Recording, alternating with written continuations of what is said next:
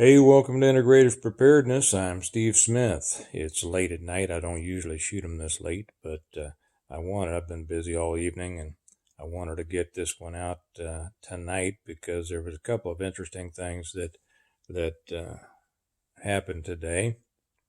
Last night, before we went to bed, we saw on the news that here in this area, Johnson County, Kansas, which is a part of the Kansas City area.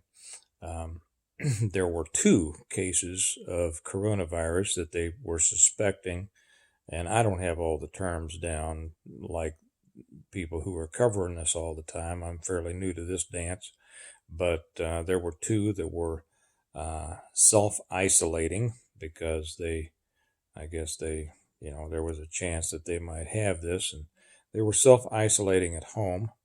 They were employees of a very large company here in this area. Actually, it's an international company, but it's based here in Kansas City, and so they had shut down their entire complex to decon it, and they only did it for a day. They only shut it down for a day, so I'm not sure how well they could decon an entire huge building in one day. But anyway, so before we went to bed last night, they said that there were these 2 people that were under observation and were self-isolating. Get up this morning, and later in the day, I looked at the news, and they said, well, there are less than 40 under observation, and I suppose in different phases of isolation. Going from 2 to less than 40, and you're as smart as I am, you can imagine why they phrase it that way, less than 40. That's quite a jump. We know when people are playing us, right? We know when people are trying to phrase their information to have one effect or another. So that's something that's going on here in Kansas City. It took quite a jump. Kelly and I were out during the day today, going running some errands and going to a lot of places that we occasionally go. The restaurants were sparse. There were plenty of places to sit where there's usually not.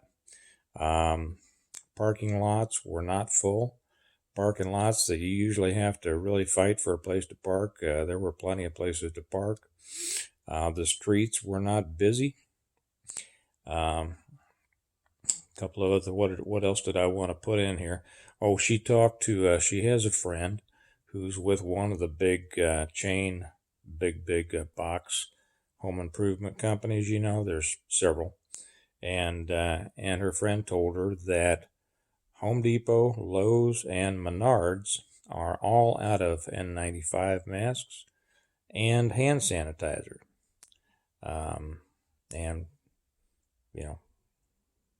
don't know when they're getting any more. She also talked to a manager at a Hy-Vee, which is one of the big chains here in this area, and he said that they were out of hand sanitizer. We have plenty, so we don't need a hand sanitizer, but it just happened to come up with the conversation because she was in there getting some other stuff, and she saw some areas in the cleaning and hygiene area that were just wiped clean. And so got to talking with them, and they said that the next shipment that they can expect maybe of hand sanitizer is going to be in April. So isn't it interesting? Hopefully most of you, all of you, are prepared. This isn't having an effect on you. That's the purpose of preparing, isn't it? If not, I hope that you'll be able to get out and find some of this stuff. Let this be a lesson, of course. And just because you can't find any of this stuff now doesn't mean you should stop looking. Keep on looking for it. You don't know whether you're going to need it or not, but that's what preparedness is all about, is to have the things that you might need. And hopefully this won't be as bad as it, who knows how bad it could be. We don't know, and like they say, hope is not a plan. And, when people used to tell me, well, I hope this, I hope that, I'd always say, well, hope's cheap, indulge yourself. But this isn't something to hope on. This is something to plan for and to act on. So I hope that you all are prepared.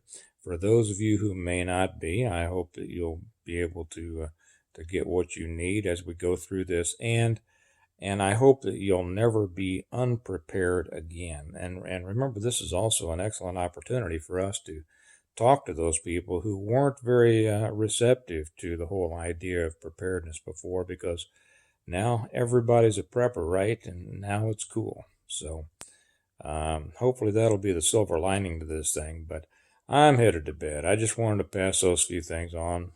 I thought they were interesting, and I'll probably talk to you tomorrow. Have a good day. Bye bye.